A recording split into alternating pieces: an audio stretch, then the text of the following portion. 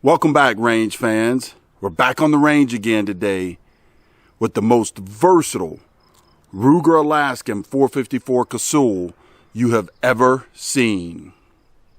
If you're wondering what makes this so much different than other Ruger Alaskans out there, well, take a look at the first video and you'll see what makes this Ruger Alaskan, mine outside of the pretty grips. You'll see what makes this mine and what makes it so versatile. So in the first episode, you will notice that I had what I believe to be a few problems with batteries, maybe not, on the chronograph downrange. But again, the velocity was so low on the 45 ACP. I've got some factory Speer 230 grain ball ammunition with me here today that we're going to put across the chronograph and see what kind of numbers it turns in.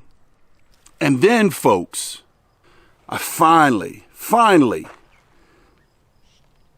got the 45 Schofield from Black Hills Ammunition in to test today. And we're going to put 6 rounds of it across the chronograph also. So stay tuned. Let's see what these numbers turn out like. I got my ears in. I got the chronograph and the camera set up downrange. Got the old Ruger Alaskan loaded with moon clips. That's right. You won't find any other Alaskan like this one that'll take moon clips for 45 ACP. And again, watch that first video. Tell me what you think about it.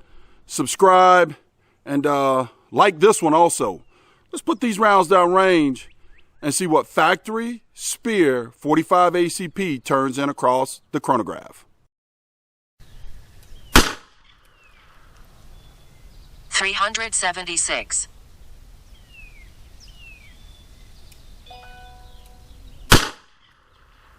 342.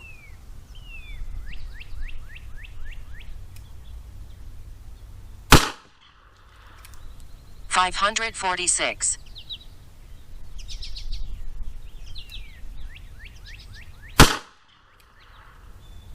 368.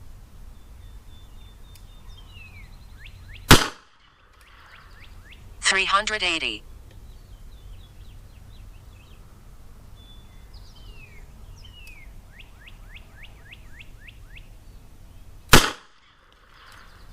592. Wow, folks. This Speer factory ammunition, again, and this Ruger Alaskan actually turned in less velocity than it did on that first video. Man, there was some downrange that I think were in the 300, 400 feet per second out of this short barrel. That's pretty amazing to me.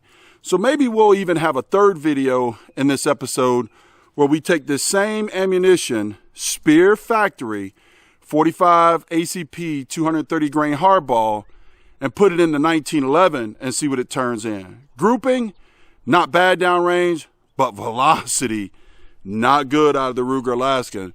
So folks, I tell you, even though the old Ruger Alaskan has been modified to be very versatile, to shoot 45 ACP, 45 Schofield, 454 Casull, 45 Colt, man, it is not liking the 45 ACP. Accurate, but just no velocity at all in the short barrel.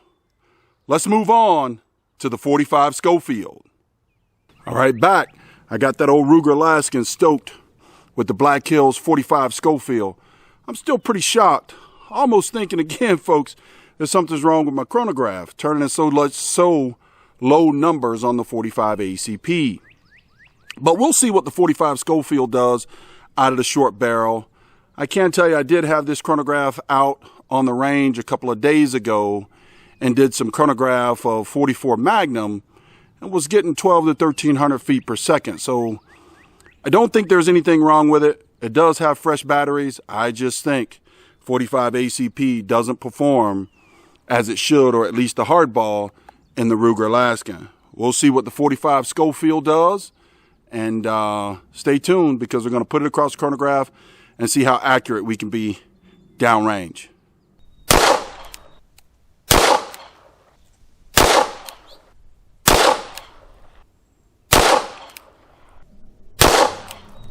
Black Hills 45 Schofield in the Ruger Alaskan 454 Casull. Folks, that was a real pleasure to shoot. And as you can see, it was very accurate downrange, turned in about, I believe, about 680 feet per second.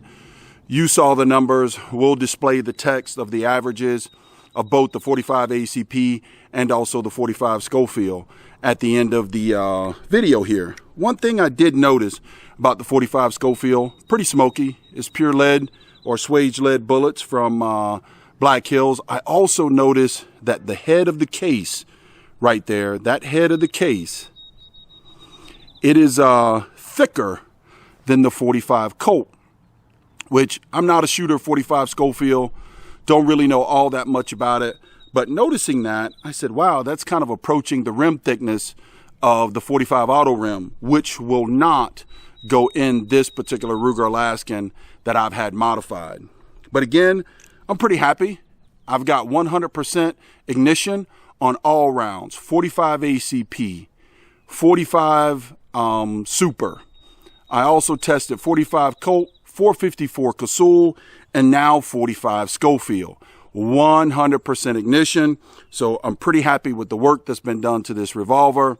I'm happy with the looks of it. And you know, on any given day, if I really want some oomph loads, we'll take 454 Casull out.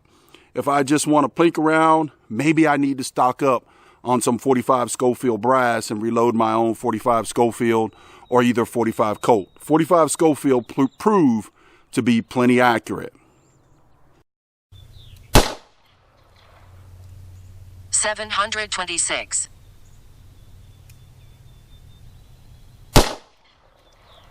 739. 696.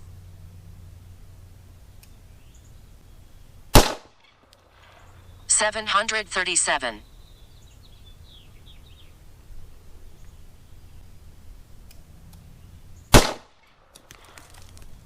713.